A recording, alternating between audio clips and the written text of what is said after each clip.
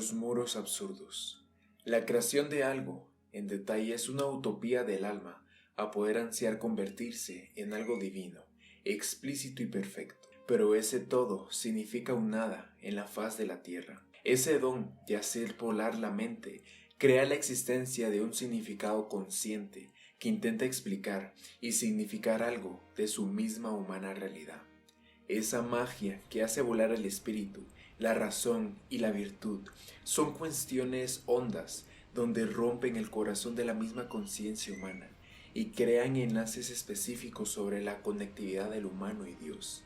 En este universo convergen distintos tipos de universos como de amor, odio, melancolía y etc. Tantas cosas que nos pueden unir con algo superior nos separan por completo de dicha unión espléndida. Estar un paso del triunfo se convierte en un silencio profundo del fracaso mismo. La sensación del absurdo a la vuelta de cualquier esquina puede sentirla cualquier hombre. Como tal, en su desnudez desoladora, en su luz sin brillo, es insaciable.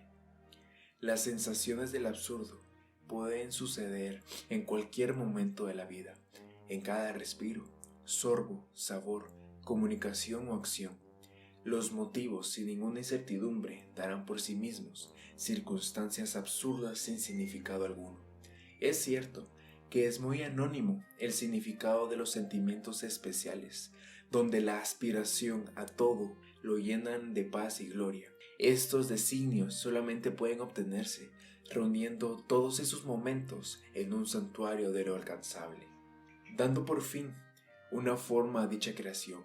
El creador venera sus aspiraciones con obsesión ciega, se desea alcanzar una mejor versión de sí mismo. Con cansancio y desgaste se logra alcanzar la cima, pero en dicho instante se reconoce que se debe bajar nuevamente para poder comenzar de nuevo.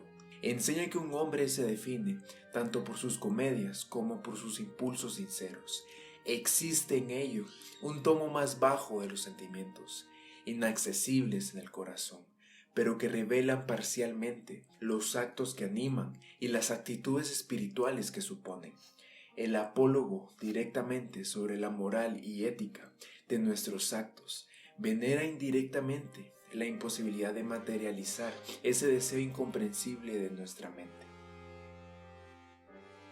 Todas las grandes acciones y todos los grandes pensamientos tienen un comienzo irrisorio. Las grandes obras nacen con frecuencia a la vuelta de una esquina o en la puerta giratoria de un restaurante. Lo mismo sucede con la absurdidad. El mundo absurdo, más que cualquier otro, extrae su nobleza de ese nacimiento miserable. En ciertas situaciones, responder nada a una pregunta sobre la naturaleza de sus pensamientos puede ser una finta en un hombre. Los amantes lo saben muy bien. Pero si esa respuesta es sincera, si traduce ese singular estado del alma en el cual el vacío se hace elocuente, en el que la cadena de los gestos cotidianos se rompe, en el cual el corazón busca en vano el eslabón que la reanuda, entonces es el primer signo de la absurdidad. Ese sentimiento miserable de poder transmitir los grandes pensamientos conllevan a un proceso elocuente, donde la locura, soledad y sobriedad son el conjunto perfecto para el amante de lo incomprensible. Mirar al alrededor y desear materializar un ángel es absurdo directamente.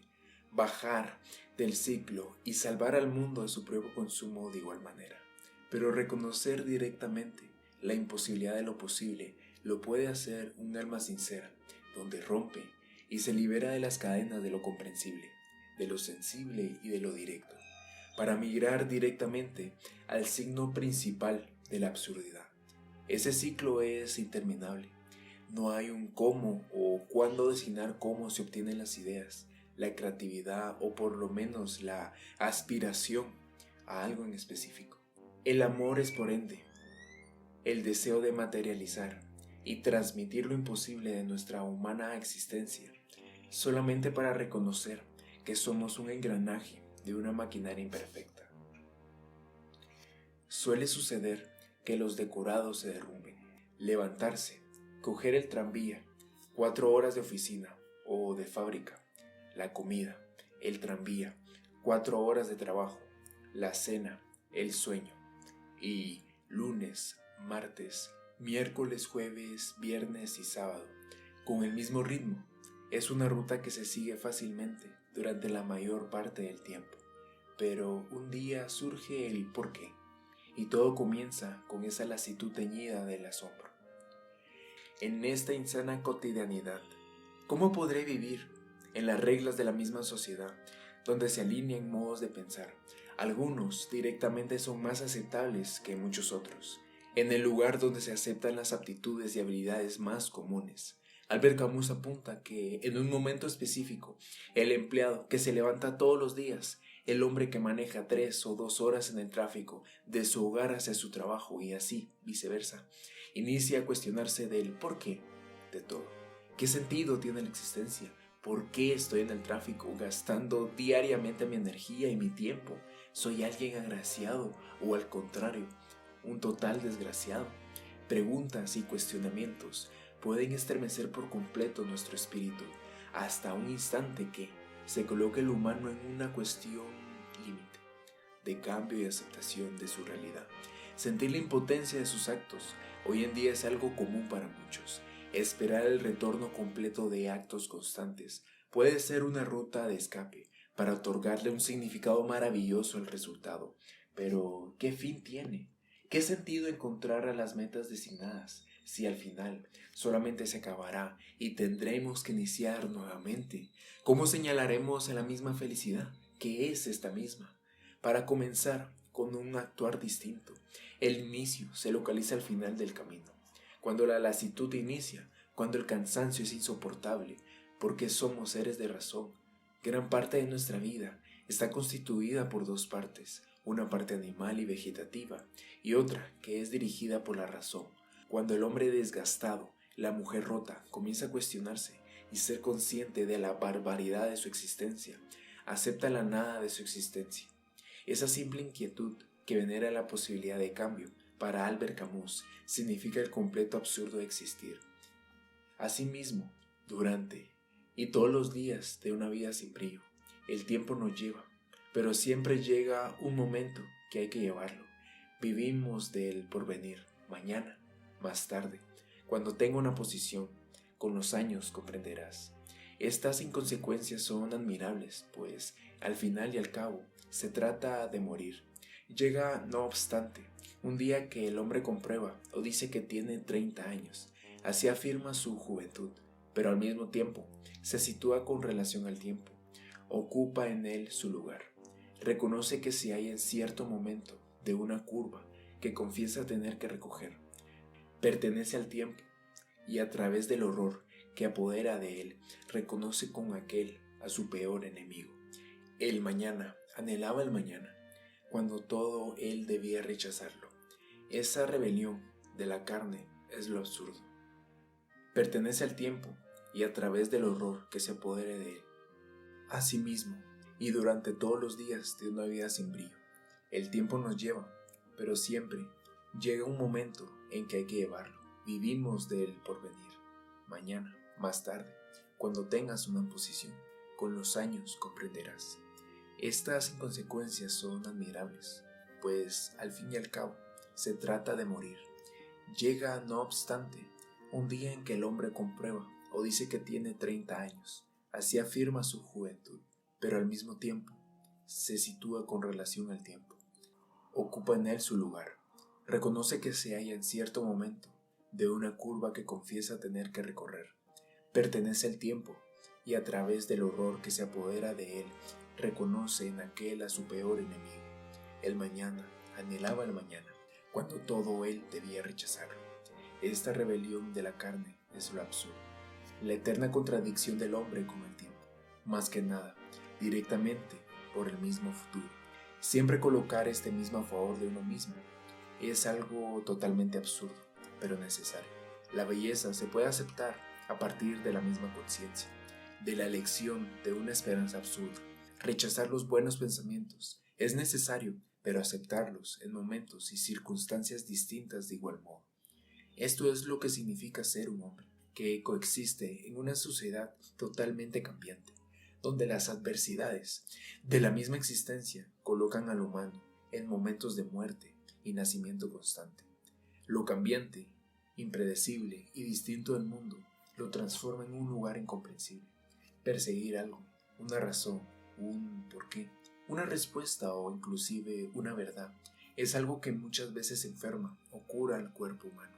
La misma ansiedad de cuestionarse el porqué de muchas cosas genera de por sí momentos absurdos, pero en realidad, el cuestionamiento que rodea ese andar es preguntarse si nosotros mismos somos conscientes de nuestra propia existencia o solamente existimos inertes sin una razón consciente de vivir. Aristóteles, la consecuencia, con frecuencia ridiculizada, de estas opiniones es que se destruye a sí mismas, pues al afirmar que todo es cierto, afirmamos la verdad de la afirmación opuesta y por consiguiente, la falsedad de nuestra propia tesis, pues la afirmación opuesta no admite que él pueda ser cierta. Y si dice que todo es falso, esta afirmación resulta también falsa.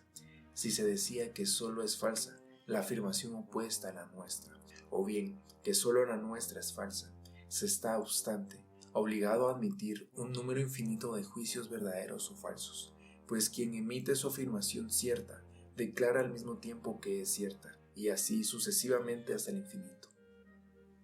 La primera acción es razonar sobre lo comprendido como cierto o falso, ya que a pesar del abismal rechazo de todo y en la constante defensa de nuestras concepciones, la eterna obligación de reflexionar sobre los eternos juicios nos conlleva a reflexionar sobre los mundos aceptados y rechazados por todos.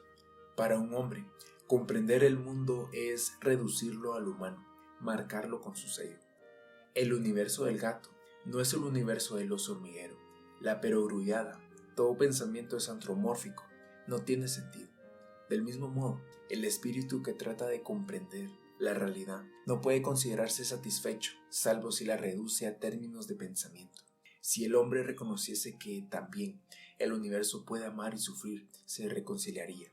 Si el pensamiento descubriese en los espejos cambiantes de los fenómenos relaciones externas que lo pueden resumir a sí mismas en un principio único, se podría hablar de una dicha del espíritu, de la que el mito del aventurado no sería sino una imitación ridícula. Sucintamente, el cambio del mundo externo e interno hace que las manzanas sean naranjas, que el sol sea la luna, que lo hermoso sea lo horrible, lo ignorado como importante, lo malo es bueno y lo bueno es malo. Resumir las mismas contradicciones del mundo cambiante en varias cápsulas lleva mucho tiempo, y tiempo es lo que el hombre no posee. En dicho modo, podemos resumir esto en un término capaz de administrar una ciudad, basurero, escuela o fábrica. Todo es embarazoso, todo contigo. En mi mundo, existencia, soledad y compañía. Hablar sobre lo extrañable es lindo, porque la nostalgia nos complementa. La similitud del dolor y la traición son hermanas de cama, pero la felicidad y la alegría son primos lejanos que muy pocas veces pueden llegar a toparse. Ante esta contradicción inextricable del espíritu, captaremos plenamente el divorcio que nos separa de nuestras propias creaciones, mientras el espíritu calla en el mundo inmóvil de sus esperanzas. Todo se refleja y se ordena en la unidad de su nostalgia. Pero apenas hace su primer movimiento, ese mundo se agrieta y se derrumba. Una infinidad de trozos que lo reflejan se ofrecen al conocimiento. Hay que desesperar de que podamos reconstruir alguna vez la superficie familiar y tranquila que nos daría la paz del corazón. Respirando profundamente con una jarra de café sobre mi mesa, como acompañante del reflejo de mi cuerpo sobre mi ventana. Puedo reconocer todo sobre mi mundo, pero al otro lado, algunas veces llego a reconocer su misma rareza cambiante, sentir miedo, ansiedad sobre todo lo existente del otro lado. Algunas veces me pueden dar tranquilidad, pero en otras noches, solamente mi mente convierte la nada en un todo, y la respiración me entumece directamente. El conócete a ti mismo de Sócrates vale tanto como el ser virtuoso de nuestros confesionarios. Revelan una nostalgia al mismo tiempo que una ignorancia, Son juegos estériles sobre grandes temas.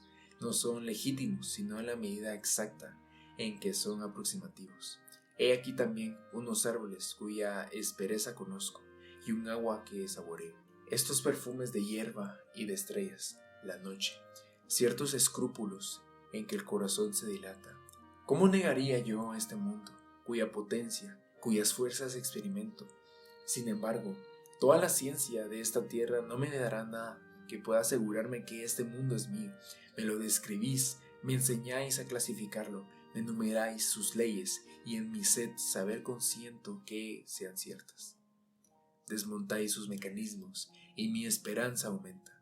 En el último término, me enseñáis que este universo prestigioso y abigarrado se reduce al átomo y que el átomo mismo se reduce al electrón. Todo esto está bien y espero que continuéis, pero me habláis de un invisible sistema planetario en el que los electrones gravitan alrededor de un núcleo. Me explicáis este mundo con una imagen. Reconozco entonces que habéis ido a parar a la poesía. No conoceré nunca. Tengo tiempo para indagarme por ello. Ya habéis cambiado de teoría. Así, esta ciencia que debía enseñármelo todo termina en la hipótesis. Esta lucidez naufraga en la metáfora. Esta incertidumbre se resuelve en obra de arte. ¿Qué necesidad tenía yo de tantos esfuerzos? Las líneas suaves de esas colinas, la mano del crepúsculo sobre este corazón agitado me enseñan mucho más. He vuelto a mi comienzo. Comprendo que si bien puedo por medio de la ciencia captar los fenómenos y enumerarlos, no puedo aprender del mundo. Cuando haya seguido con el dedo todo su relieve, no sabré más que ahora. Y vosotros me dais a elegir entre una descripción que es cierta, pero que no me enseña nada, y una hipótesis que pretendéis enseñarme. Extraño a mí mismo y a este mundo, armado únicamente con su pensamiento que se niega a sí mismo en cuando se afirma. ¿Qué condición es esta en la que puedo conseguir la paz, sino negándome a saber y vivir, en la que el deseo de conquista choca con muchos que desafían sus asaltos? Querer es suscitar las paradojas. Todo está ordenado para que nazca esa paz emposañada que da la indiferencia, el sueño del corazón o los renunciamientos mortales. Hay tiempo para malgastar, pero solamente una vida para poder desechar. La unión entre el fanatismo desmedido y la claridad de nuestras acciones nos mantienen todo el día atentos y detenidos sobre las necesidades tan irrelevantes de las diferencias de uno mismo con uno mismo. Dar un tiro para poder dar en el blanco es el acto mismo del absurdo. Es orar para no ser escuchado. Es pretender poseer una razón en un mundo sin esta misma. Alrededor de nosotros se mantienen las esperanzas de cambios y vueltas, de poder realizar un cambio o no. Destrozar los andamios que sostienen nuestras creencias hará que explote nuestra mente, pero a pesar de dicho golpe, las estrellas alumbran un cambio distinto, donde la destrucción y el placer pueden aparecer a cada paso de tortuga. Yo decía que el mundo es absurdo y me adelantaba demasiado. Todo lo que se puede decir es que este mundo en sí mismo no es razonable, pero lo que resulta absurdo es la confrontación de ese irracional y ese deseo desenfrenado de claridad cuyo llanamiento resuena en lo más profundo del hombre.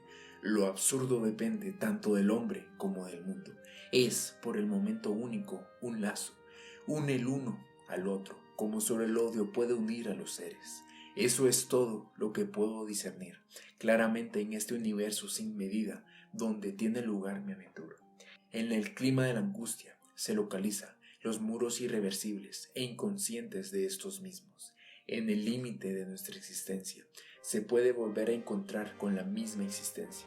Lamentablemente, sobre la autopista hace un motorista desgarrado y malherido por un accidente motociclístico.